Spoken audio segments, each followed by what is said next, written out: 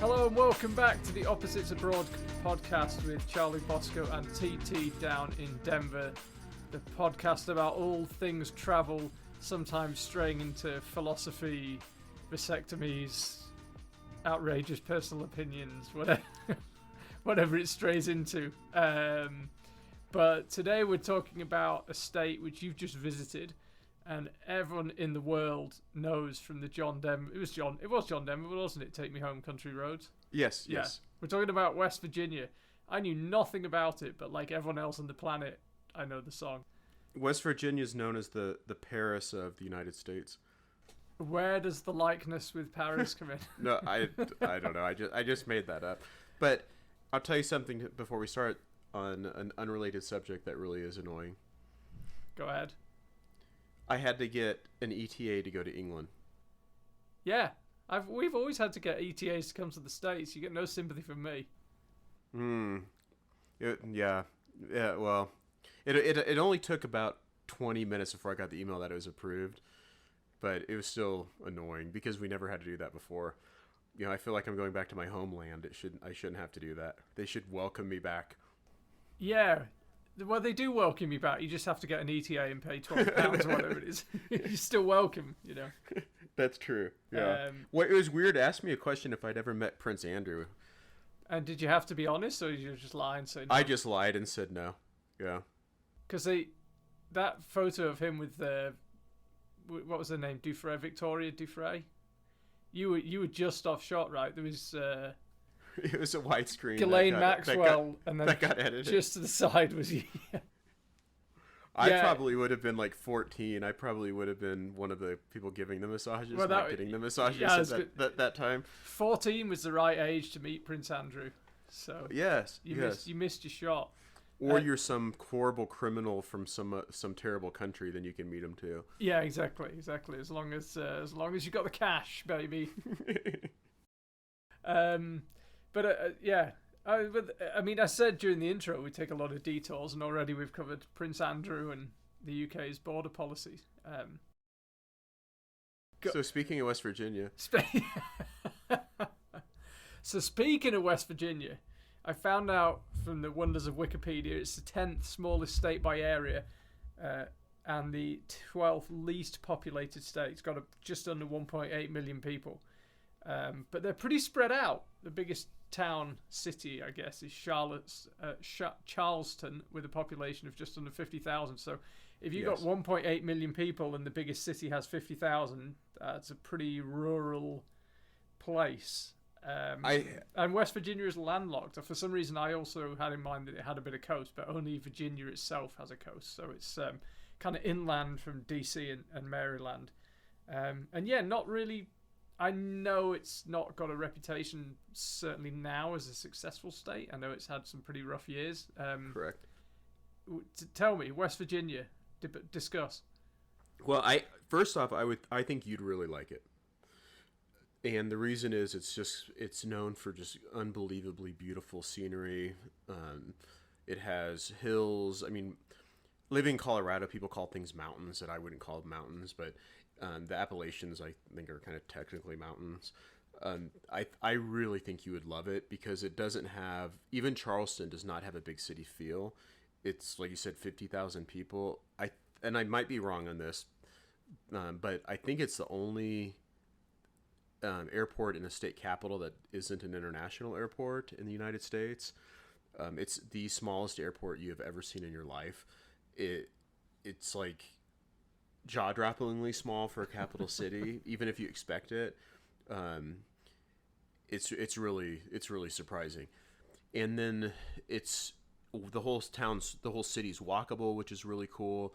I spent a week in Charleston, and I had a car, and I drove around a little bit, but I didn't really do a lot of like hiking and exploring. I'm going to go back next year for sure and do some more of that. So maybe we'll have another one after that about what some of that stuff's like, but it's supposed to be absolutely gorgeous. But I really, really liked it a lot more than I did, or more than I expected. And I think I feel, I don't want to feel sorry for some parts of West Virginia, but it's just the state has been through so much that I found myself kind of drawn to it now in a way. of a place to maybe invest in or spend time in, because it's really kind of unfair what has happened to them, I feel like.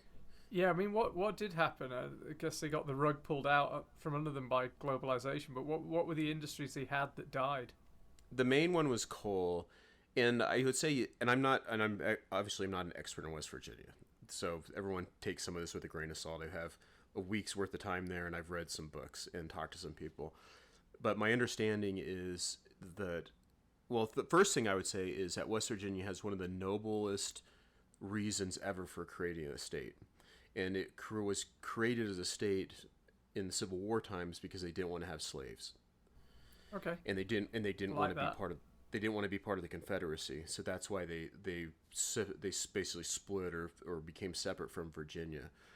And I think when people disparage West Virginia, or they look at West Virginia as poor or just having issues, I think people forget that was an unbelievably noble way to start a state, and probably in a way that hurt them financially from the get-go, because Virginia seems like it's doing great, and which was a slave state. So sometimes parts of the United States or anywhere in the world were successful off the backs of those that were doing the work that shouldn't have been doing the work. So yeah, it was coal country, because I remember Trump in 2016 when he put that miner's hat on and said he was going to bring the coal industry back, which obviously I know. Amazingly for Donald Trump, he did not deliver on his promise in the campaign. Amazingly, staggering, isn't it? But yeah, they wanted. He was talking about bringing coal, but you can't bring coal back in 2025. Anyway, yeah, so it's been decimated by the loss of those industries. Is that what you're saying? Yeah, coal is the huge one. I mean, there's a lot of families that were coal, and yeah, and first, I mean, we all know Trump's an idiot and a liar, and what's really sad is the population there isn't educated enough sometimes to understand that Trump was just a con man coming in. He's basically a carpetbagger coming in from the north to continue to pillage that state, and they didn't get that, because he was one of the first people that stood up and said things that they wanted to hear, even if he didn't really mean it and wasn't going to follow through. And you're right, coal's not coming back. That's a dead industry. And even when it was an industry there, it was really a brutal industry on that state. Like, not only environmentally, but when people were in worked for these coal companies originally, they lived in little towns that the coal companies built. They were paid in like money that could only be used in that town, that by stores owned by the coal companies. So they were almost like indentured servants, and they couldn't save any other money up because they didn't have any real money that could be spent anywhere else. It'd be like working at Disneyland and all you get is like Disney dollars. Yeah. Except Disneyland would be a lot better than working the coal mine. The irony being that slavery, which is what West Virginia, you just told me, was founded to get away from. It is. I think like that's a really good point. So, and then there was huge explosions that would kill hundreds of people. There were toxic chemicals. There were fires. It was just a brutal life on that state. And unfortunately, when the coal mines closed and that industry started dying, was about the same time that the opioid crisis hit. And you've got all these mining families with all kinds of problems from mining. And then you had doctors there just willy-nilly writing prescriptions for all kinds of opiates. And now they have a massive drug problem and a massive heroin problem. And even in Charleston, when you walk around, I felt like it's a safe town or safe city. It's a weird because I call a city and then a town because it's so small. But it felt safe. But there's definitely, you can walk around, you can tell that there's an opioid problem in that area for sure. And that's in the capital city. So. And that's in the capital city, and it's rural. I wouldn't say it's everywhere, but it's a huge problem there. And to me, I was talking to someone about this when I got back.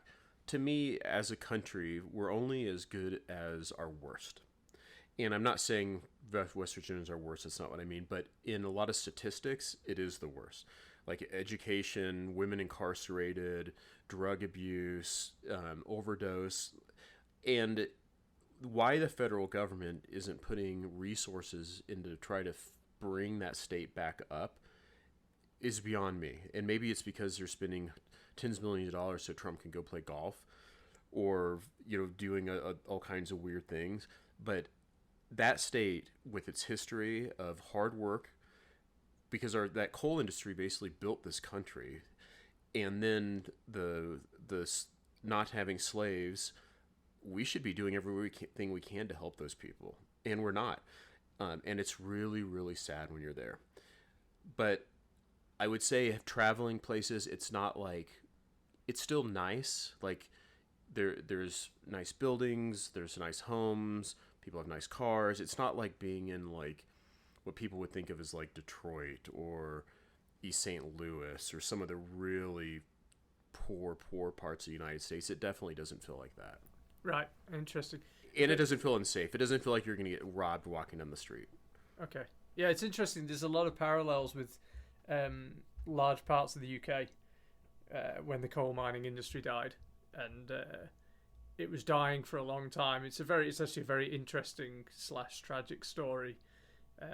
Margaret Thatcher basically decided that enough was enough, and she took on the unions, the coal mining unions, who basically wanted to run coal mines even if they were losing incredible amounts of money. They just wanted to run them regardless. And there was a huge protracted standoff between Margaret Thatcher's government and the unions, led by a guy called Arthur Scargill, who's actually still alive, I believe. And yeah, it depends which side of the fence you fall on. I mean, in some ways it had to be done, because you can't have an industry that's just losing money hand over fist just so that people have a job. Like capitalism's got to kick in at some, market forces have got to kick in at some stage.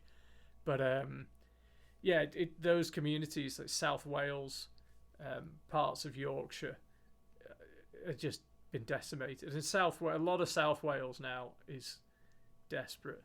Are they still the same way, desperate. Or have they been able to right themselves? No, it's the same. Some of those towns, the valleys, they call kind of north of Swansea, Cardiff, a series of valleys. Merthyr Tydfil is the big town there, and yeah, it's just there's insane levels of unemployment, same problems. Maybe drugs are less of a problem in the UK, but drink is a huge problem.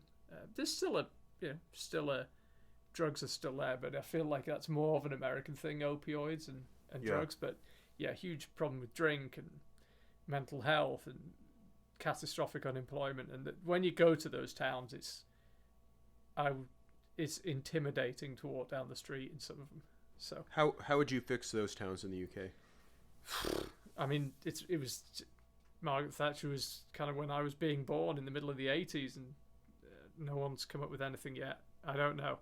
You have very low income, no obvious place to work. What do you do? These people don't have the money to move anywhere else, or maybe they don't have the inclination. A lot of them very proud of where they come from. They want to live there, but there are no jobs. I don't know what you do. I don't know if you can put some new industry there, or I mean, the populations are relatively small. They're small towns, so in some ways they've almost been left to die. But yeah, I don't know. But all I'm saying is we've had 40 years to figure it out, and no one's come up with anything, so I'm not really in a position to say what you should do, but it's not good.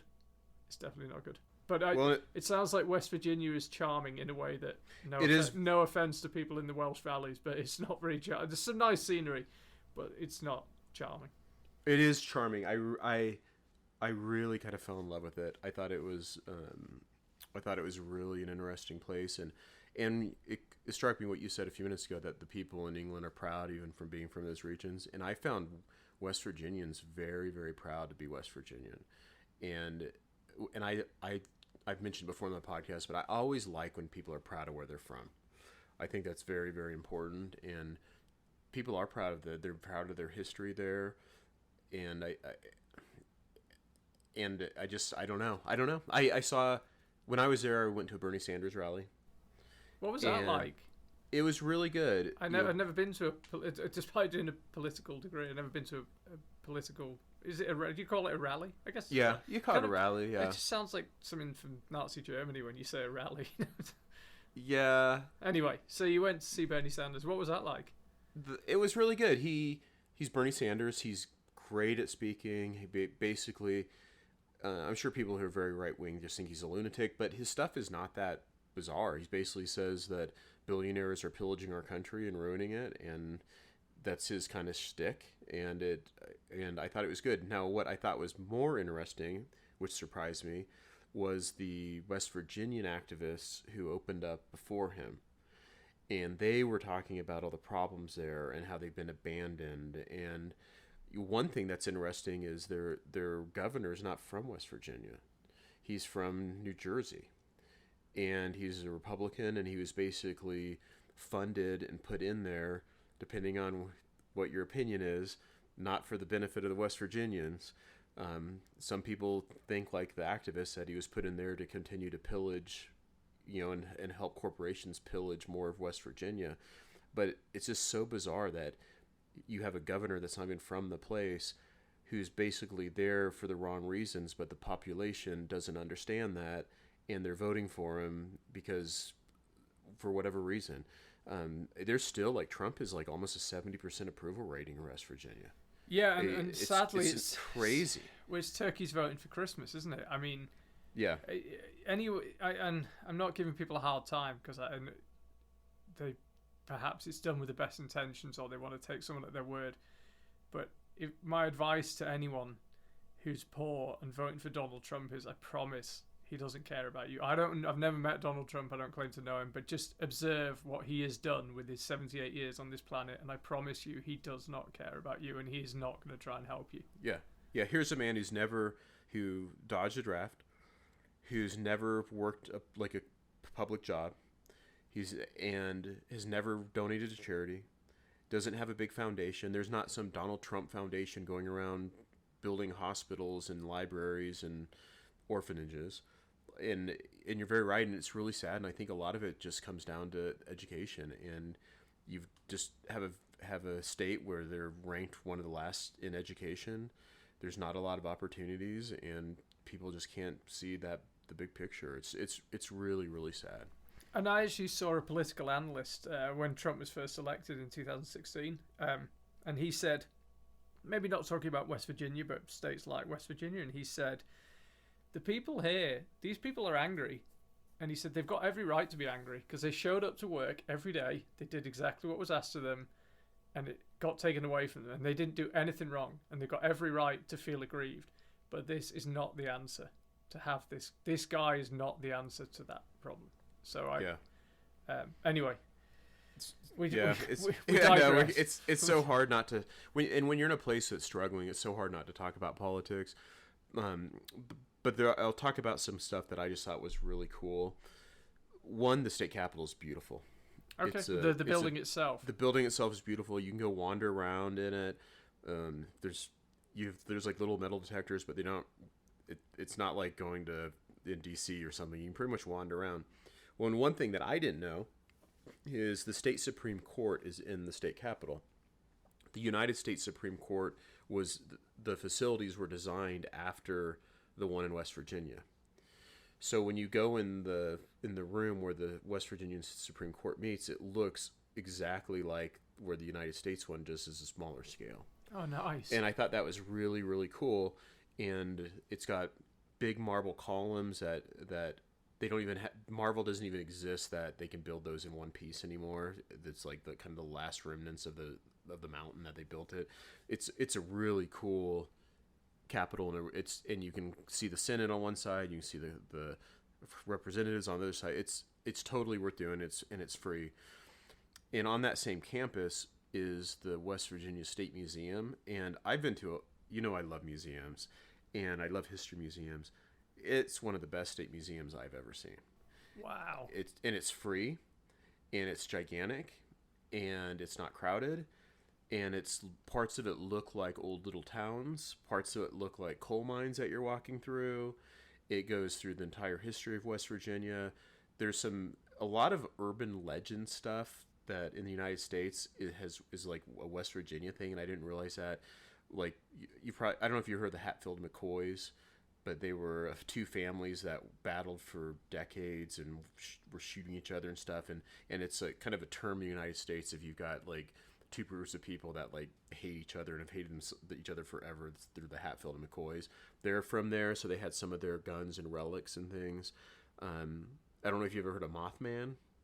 Nope. There was a movie with Richard Gere called The Mothman Chronicles, but like in the 60s, supposedly in Point Pleasant, West Virginia, there was a being that started showing up that looked like a giant, like a man with wings, kind of like a demon. They called a Mothman, and it's supposed to be like a harbinger of doom. And supposedly there was he arrived before there was a big bridge collapse and like a ton of people died to try to warn people. But Mothman's it's kind of like Bigfoot and stuff, but that's one of their urban legends there. So you'll see Mothman shirts and you'll see Mothman, big murals and stuff up, which I think that stuff is really cool and fun. So and then, there's go on. Oh, and then there's lots of horror movies that have taken place there with like people in the Appalachians and stuff, which probably didn't do their reputation any good. but there's always the rumors of inbred hillbilly cannibals in the Appalachians and stuff, and so there's some of that stuff I just find really fun. Yeah, no, that's cool. What's the food scene like? Okay, so this is one thing that, and people from West Virginia are probably going to love this. I did not think the food was that great. I think it's kind of, and I don't think it's because the food itself isn't great. I think because Charleston is kind of down and out. It's a little bit of a food desert. There's not like a ton of restaurants. You can walk long distances and not see it. Now the food I did have was good, but it's not like a normal capital city where you walk around and there's a million awesome restaurants and you're like trying to decide where to go. Like, it's really not a lot of that. Like, there might be a pizza place and like some sort of bar, and it's really not a food scene. Now, are there parts of West Virginia that have that area? Probably, but I wasn't in it. You don't know what West Virginian cuisine is? I know a little bit. So they have like pepperoni rolls, which are like a pizza roll is a thing that they eat there. That actually sounds pretty good. They have a hot dog, and I actually ate it. That's West Virginia style hot dog, and it's a hot dog with like a chili and a slaw on top of it, and I had that, which was good. And then a lot of it's kind of home cooking stuff. I know they have like baked steaks and stuff, but I don't really understand all that stuff. I would always assume they eat like possum and stuff, but probably not. And then in the woods they eat people. Yeah, so just a little bit of human on the side with your fries. I think they call it long pork is what they call it. Like when you tricked me with the Colorado oysters. Rocky Mountain oysters. Rocky Mountain oysters, yeah. Yeah, that was good times. Yeah, I think that's the last time I've had Rocky Mountain oysters is actually with you. Well, I'm coming down in November, I hope, so we should try some again. Have to line up, yeah. Yeah. I'm currently having some passport and visa issues, but that's for another day. Oh no. But anyway, yeah. So, what else do we need to know about West Virginia? So there's some other cool stuff I saw. I love one thing that I've really started to like is minor league baseball when I'm traveling. I love going to minor league baseball. It's so fun.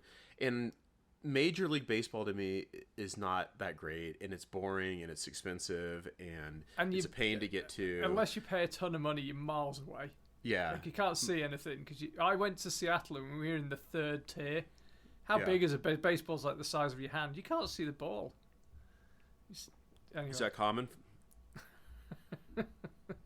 What, ball's the size of my hand?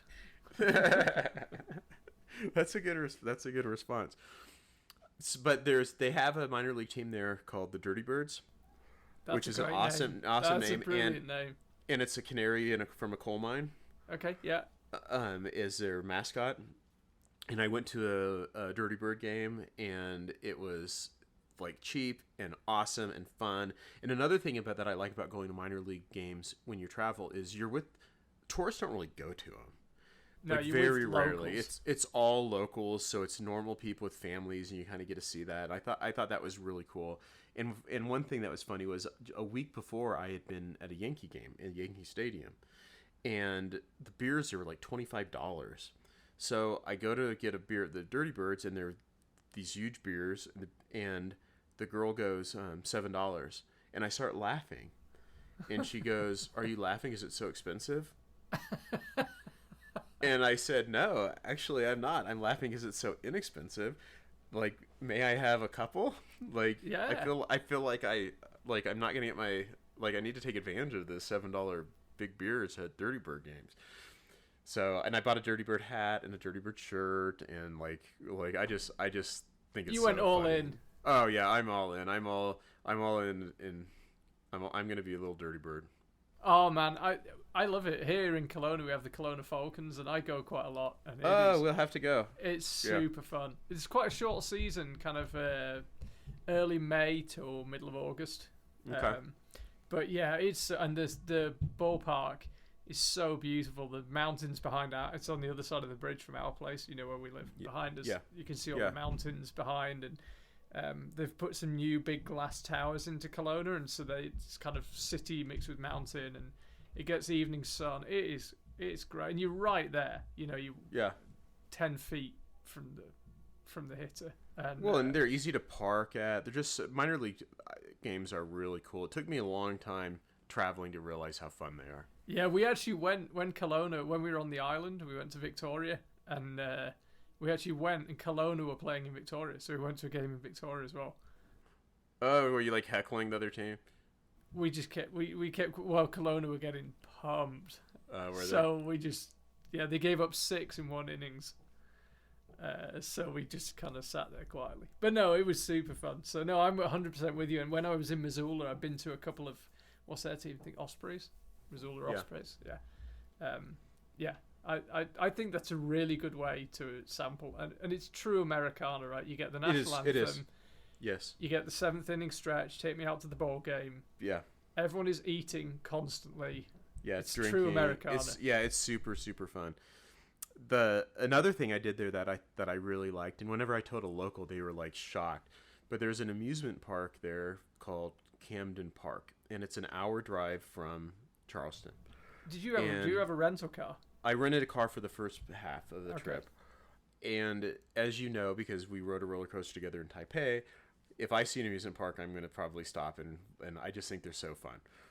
Well, Camden Park, it's really old. It's like 100 years old. But what it really looks like when you go to it is it's like the mid-50s, and it has never been updated and barely maintained.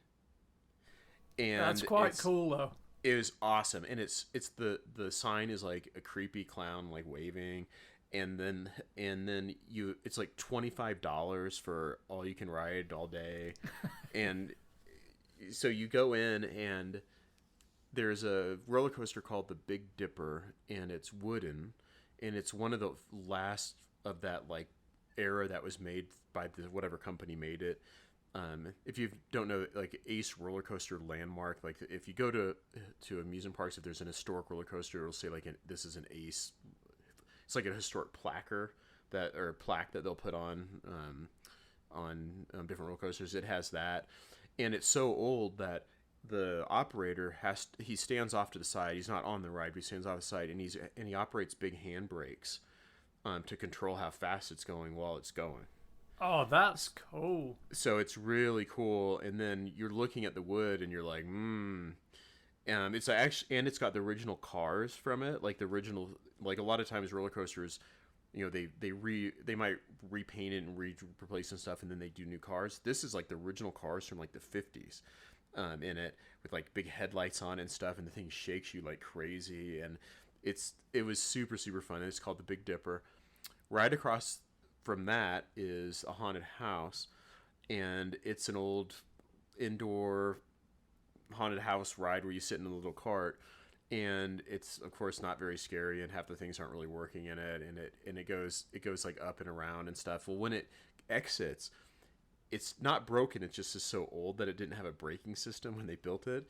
So there's a guy, and his whole job is he jumps out in front of each car and puts his hands out and stops it.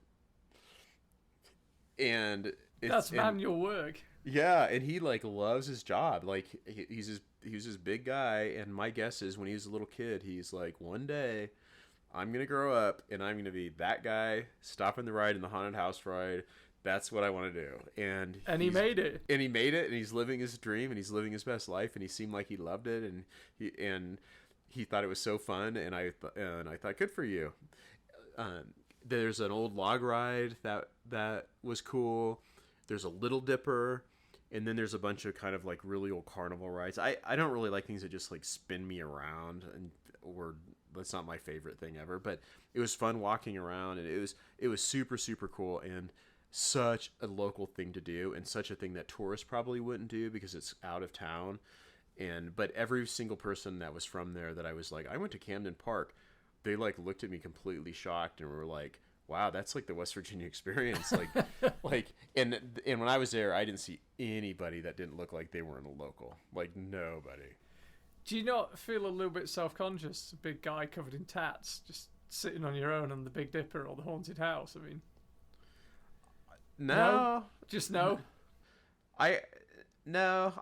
I feel like that ride me and you went on in Taipei it's like the two of us in a little cart. I quite liked it. Spinning around gently. It was awkwardly fun. It was, and when it would turn, I would like, you probably didn't realize this, but I was like exaggerating it so I could like lean into you really hard and like, oh no, Charlie, oops. Like, yeah. I don't think you realized I was doing that, but no, I do remember actually. Yeah, I bought a cattle prod once we got back into Taipei. But yeah, it was cool, and I would say when you're in a place that you're not familiar with, look for interesting things that locals do and stuff. There is some stuff. There's not really a zoo there. I think there's some zoo in West Virginia, but it's super, super far. There's another place I want to go to Point Pleasant sometime and see where Mothman was. There's also an old amusement park, and you can Google it. That's in another part of West Virginia that's been abandoned since the 50s, and you can go walk around it. Oh, that's gotta be spooky. It looks super, super cool, but I just didn't have time. But I would love to go there and walk around that. Just get out and see weird stuff, but I think you'd really like the nature there. Cool. It's almost heaven, as John Denver says. Yeah, exactly. That's really cool to hear. In some ways, it's a flyover state, isn't it? It's the kind of place where no one actually goes. That's the difficult thing about it, is it's difficult to get to if you're going to fly into it. You can't fly direct Denver. You cannot fly direct Denver. You have to go through Chicago, and they do have like some budget airlines that do direct stuff, but it would be tough for me to live there because you couldn't get places very easily. But I think there is direct, like New York, and some big places. But for other things, I think they have to drive a few hours to like Virginia, or they drive to Ohio to catch a flight. But it's a little difficult to get to. And then the prices of the flights vary widely. Of like, you look at it sometimes and they're really not that expensive to get there. Other times they're crazy expensive. So if it's a place you want to go check out and you want to fly into West Virginia, I would really look at like the flights and try to time it with the better prices, instead of just like, I'm going to go on these 2 days and I'm spending a fortune. Yeah. Yeah. Or drive through it. Yeah. No, it's cool. It's interesting because I always like it when someone goes somewhere that you'd never even considered, and never thought about. So that's super fun. And I'd like to ask you more about the Bernie Sanders rally, but maybe that's not for a travel podcast. But the worst, I always get upset when I see Bernie Sanders. I mean, whatever. I get upset because they should have run him. They should have run him in 2016. That's who people wanted. And the Democrats gave it to Hillary because it was her turn, and she'd stepped aside so Obama could run in 2008, and they owed her one because she'd taken one for the team in 2008, and so they ran her. She loses. We get Trump. The whole thing starts. And Bernie Sanders, whatever you think of his politics, would have won that election. I agree. And we could have been spared the whole bloody thing. People wanted a change, and they were just angry about the world, and Bernie Sanders represented the same kind of anger that Trump did, but on a different side. The Supreme Court wouldn't have turned. We would still have abortion. We'd have more individual liberty, and the thing that people, I think that were worried about Bernie, they don't realize that Bernie actually believes in the Constitution in this country, unlike Trump, and he would have gone through Congress on most things, and Congress would have kept any of his really, really left-wing things in check, and we would have been fine. But he's not even that left. Only in America would he be described as a socialist. Correct. Yeah. He's a multimillionaire. He's a capitalist. He just doesn't, as I understand it, he just doesn't believe that it's appropriate for one human to have $100 billion, which I agree with. Yeah. Yeah. Anyway, so every time I think about Bernie Sanders, I just think about the backroom deals in 2016 that the Democrats did to make sure he didn't get it and Hillary did, and then they got bitten on the. Well, we all got bitten on the backside. Yeah. Yep. I agree. I think it's awful. I think it's awful. Hey ho, such as hey ho. On that happy note. On that happy note, we wouldn't have had Trump. We wouldn't have had senile Joe. Anyway, whatever. You know what? I even live in the States, but I feel like it affects. It does. It affects everyone. So, anyway, it feels like this episode is veered between massive optimism and huge negativity. So that's our normal days. Yeah. Welcome to human life. Yeah. Welcome. Yeah. Welcome to adulthood. But yeah. Well, I'm now all interested to come with you next time you go to West Virginia, because I know you're going to be going back a little bit, but.